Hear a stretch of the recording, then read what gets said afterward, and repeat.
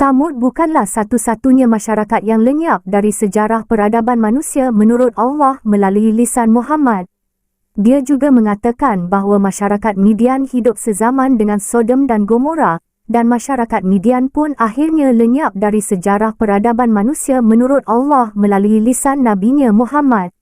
Di dalam Al-Quran Surah Hud ayat 89, Allah melalui Nabi-Nya Muhammad menciptakan tokoh bernama Syuaib, yang konon katanya adalah Nabi yang diutus kepada masyarakat Midian. Syuaib berkata kepada mereka, "Wahai kaumku, janganlah sekali-kali pertentanganku buka kurung denganmu tutup kurung menyebabkan apa yang menimpa kaum Nuh, kaum Hud atau kaum Saleh juga menimpamu, sedangkan buka kurung tempat dan masa kebinasaan tutup kurung kaum Lut tidak jauh dari kamu." Allah melalui lisan Muhammad juga memberikan keterangan waktu bagi orang-orang Midian yang sangat dekat dengan waktu terjadinya hukuman Tuhan Israel kepada masyarakat Sodom dan Gomora yang terjadi sekitar 2070 tahun sebelum Masehi, yang berarti menurut Allah melalui lisan Muhammad, masyarakat Midian ini hidup sekitar 2040 sampai 2010 tahun sebelum Masehi. Sementara itu, di dalam Torah Musa, tepatnya di Kitab Kejadian, menceritakan kisah yang sangat jauh berbeza dengan yang diceritakan oleh Allah melalui lisan Muhammad, yang konon katanya Allah pun menurunkan buku dari surga yang bernama Taurat kepada Musa, tapi kita sampai detik ini tak pernah melihat seperti apa wujud dari buku yang bernama Taurat yang diturunkan oleh Allah dari surga tersebut. Di dalam Torah Musa diceritakan bahawa Midian adalah keturunan Abraham dari Keturah. Abraham mengambil pula seorang isteri, namanya Keturah.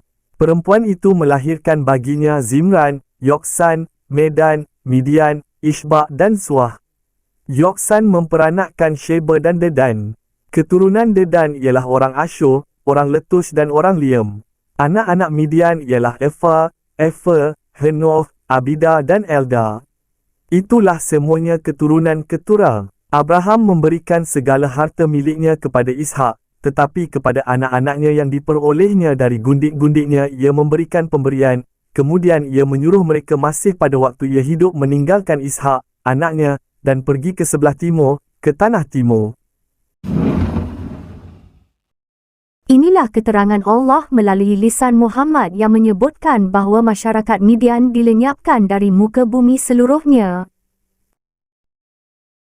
Dan ketika keputusan kami buka kurung untuk menghancurkan mereka tutup kurung datang, kami selamatkan Syuaib dan orang-orang yang beriman bersamanya dengan rahmat dari kami, dan orang-orang yang zalim dibinasakan oleh suara yang mengguntur sehingga mereka mati bergelimpangan di rumah-rumah mereka. Buka kurung negeri itu tak berbekas tutup kurung seolah-olah mereka tidak pernah tinggal di sana. Ingatlah, buka kurung penduduk tutup kurung Madian binasa sebagaimana buka kurung kaum tutup kurung Samud telah binasa. Melenyapkan kaum Midian dari sejarah peradaban manusia di zaman yang tidak berbeza jauh dengan zamannya Lut, membuktikan dengan sangat telak bahawa Allah melalui lisan Muhammad sama sekali tak tahu apa-apa mengenai kronologi sejarah masyarakat-masyarakat tersebut. Kitab Torah Musa banyak sekali menjelaskan mengenai keberadaan masyarakat Midian, sebab Musa hidup bersama mereka selama 40 tahun ketika dia berada di Sinai Selatan. Dan Musa pun mengawini seorang perempuan Midian. Mertua Musa yang bernama Yitro adalah seorang imam masyarakat Midian, dan Musa juga sama sekali tak pernah mengatakan masyarakat Midian hancur lenyap, seperti yang dikatakan oleh Allah melalui lisan Muhammad di dalam Al-Quran. Musa sama sekali tidak pernah menyebutkan ada orang Midian yang bernama Syuaib, yang menurut Allah melalui lisan Muhammad adalah Nabi yang dia utus kepada kaum Midian. Fakta sejarah menunjukkan bahawa masyarakat Midian terus hidup di Sinai dan Arabia Utara sejak zaman Musa sampai pada zaman awal kekristenan. Timbul pertanyaan dalam benak kita, apa betul Allah itu adalah Tuhan?